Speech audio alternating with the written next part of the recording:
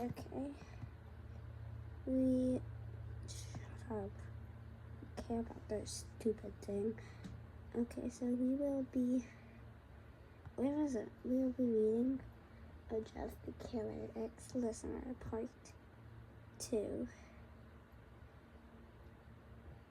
Yeah, part 2. Shut up. I don't want to sign in. Hello, my little mushrooms. Yes, you are my mushrooms. If you are here, you have joined the Mushroom Fan Club.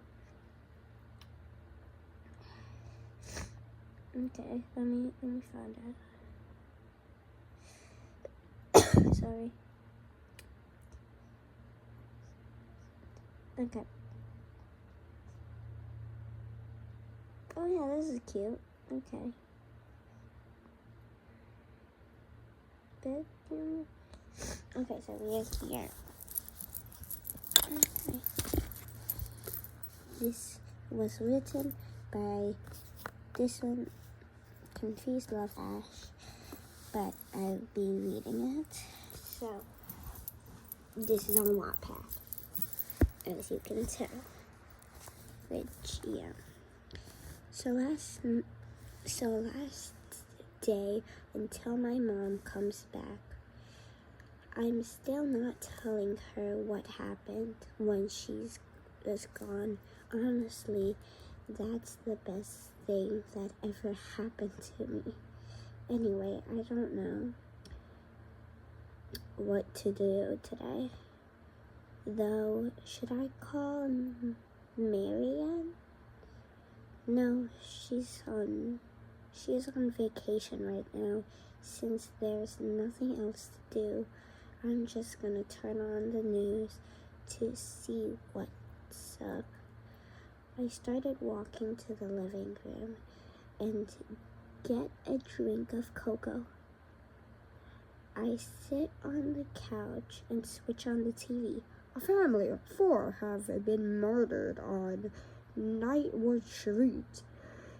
They have been brutally stabbed to death, and smiles were carved onto their faces from ear to ear. Then written in their blood was the words, "Go to sleep." Investigators still never found out who or what could have done this. As you all know, it's Jeff the Killer. Duh, that's why we're here. I switched off the TV and sat there, mouth wide open. Oh my God! Maybe it was that guy, Jeff! That was at my house. No, it couldn't have been. I think, whatever. I'm gonna go take a shower and go out. I got dressed and put on my clothes. This thing. So I grabbed my wallet and went out. I started walking to the Sunday? I don't know what that says. Near here. They got a lot of positive reviews, so I thought I'd give it a try. As I walked there, I get the feeling that I'm being watched. I turned around multiple times, and to my dismay, I see nothing. I brush off the feeling of paranoia, and continue walking. As I arrive in this cafe, I see why it's so popular. There's a lot of good wallpaper designs. It's well decorated, and they have a very wide variety of flavors. As I arrive to the counter, a man greets me. "Why, hello, madam. What could I do for ya?" "For ya?" "Okay." what could I do for in this fine establishment? Oh my god, an ice burger. It's amazing. I would like ice cream flavor, cookie dough ice cream with 2 Pocky Sticks, please. He then proceeded to go to the back, and he came back and said, "That will be $3.95. I paid, and then I was given a coin. It was so beautiful, and it was under 2 minutes. I'm gonna come here often." As I left, I could still feel the eerie feeling of being watched. But whenever I would turn around, I looked, there was nothing. I continued to walk on my walk home. As I was a few blocks away from my house, I saw that my route had been blocked off. I was about to grab my phone to call an Uber. Damn, I forgot it.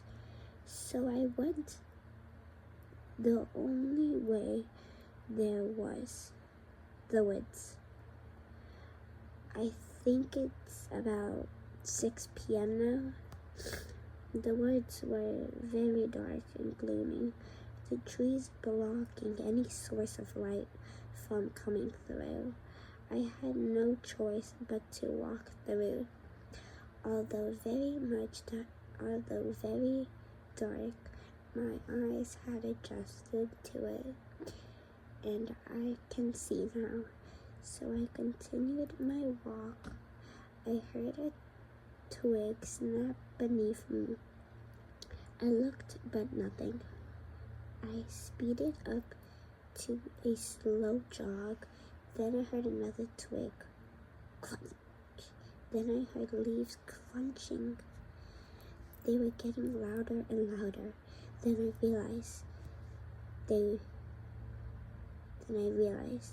they were running behind me.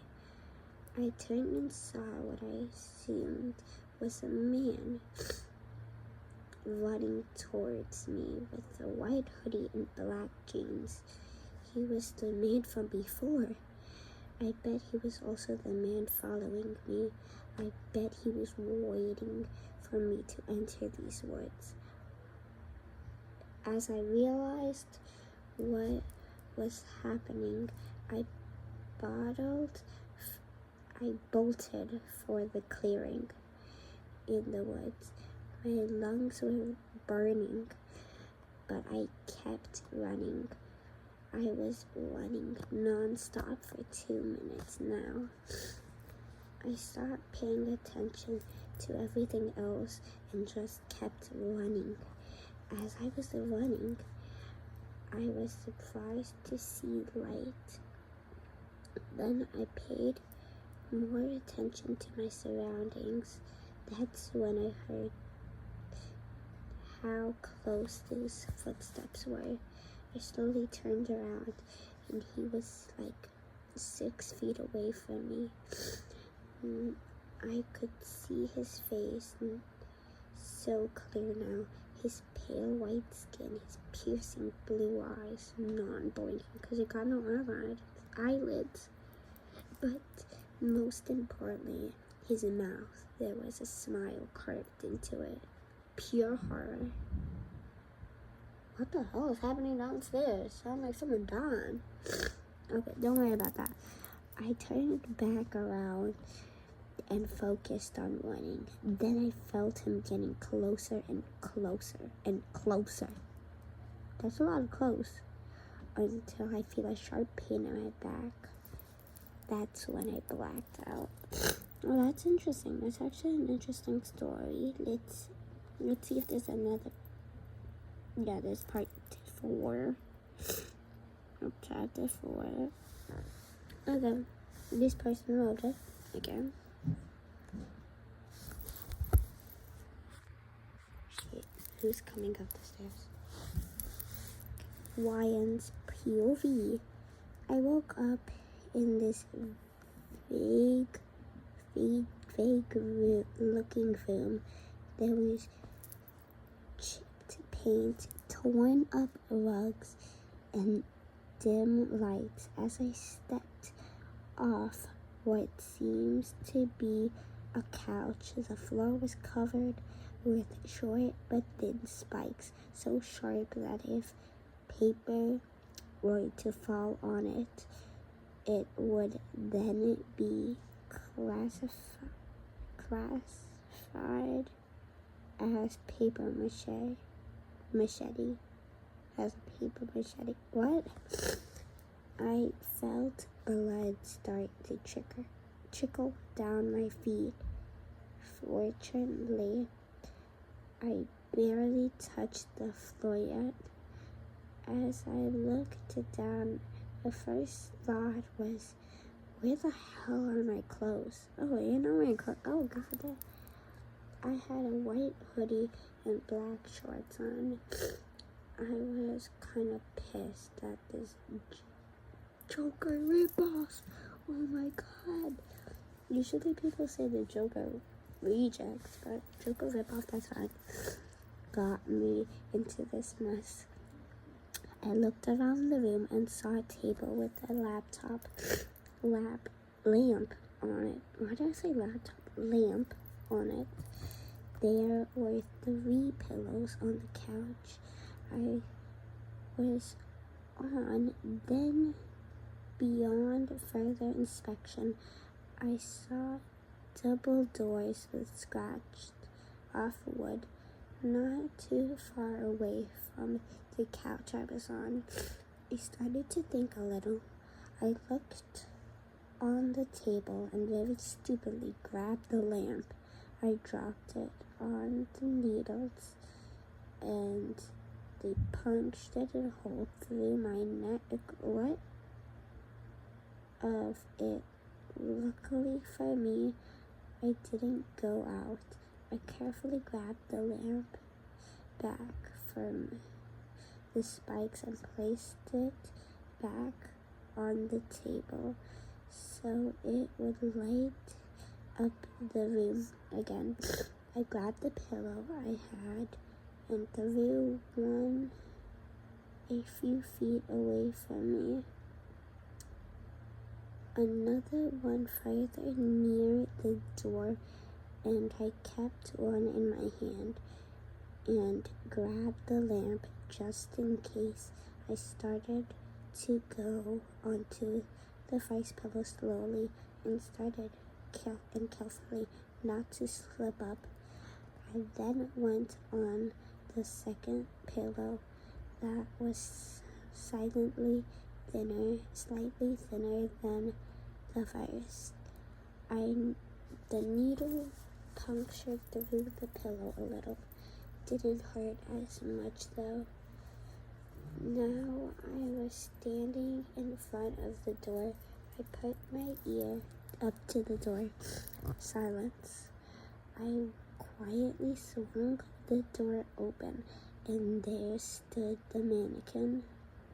I swung the lamp as hard as I could and started running. I heard him cursing as I approached a line of stairs and proceeded to run down them. I saw double doors, which I assumed were the exit. Midway down the stairs, I heard an angry killer started to run after me. I ran faster and saw out the corner of my eye there were 2 people on the couch, and there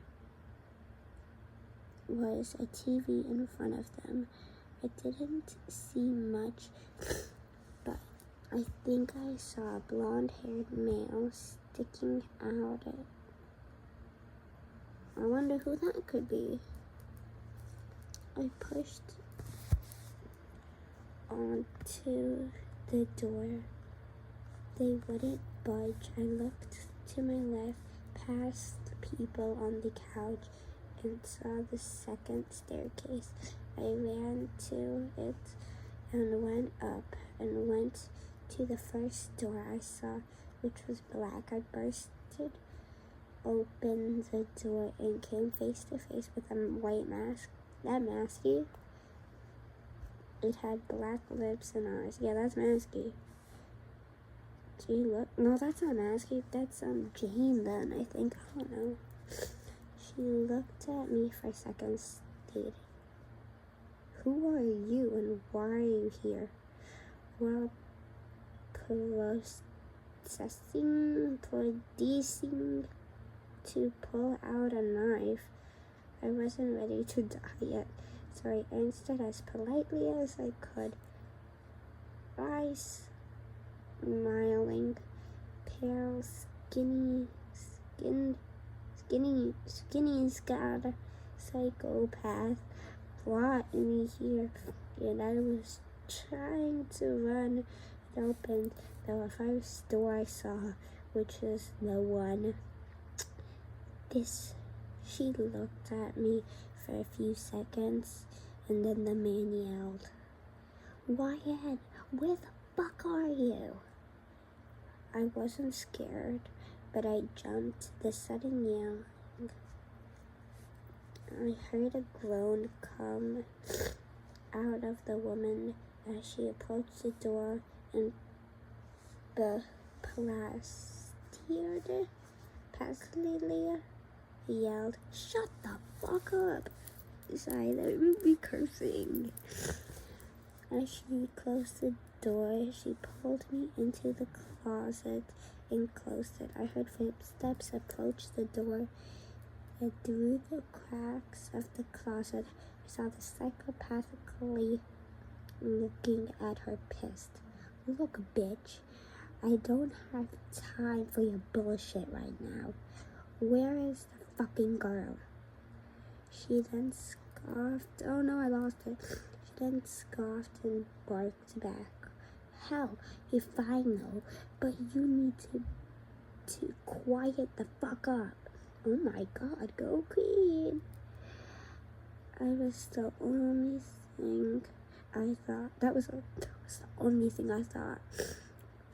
The man was just sat there and said, "I know damn well you have her, so hand her over or else." Jane, this grunting at him and told him fuck off and slammed the door in his face. She waited a few seconds before hearing footsteps walking off. She walked up to the closet and opened it and gestured for me to come out. Therefore, I did. She then took a deep breath and said, "I apologize for anything that he has done to you." I was mentally fine, and other than my feet, I'm physically. So I replied, No, it's not your fault. I really don't know why I'm here. Why I'm her." Before she finished my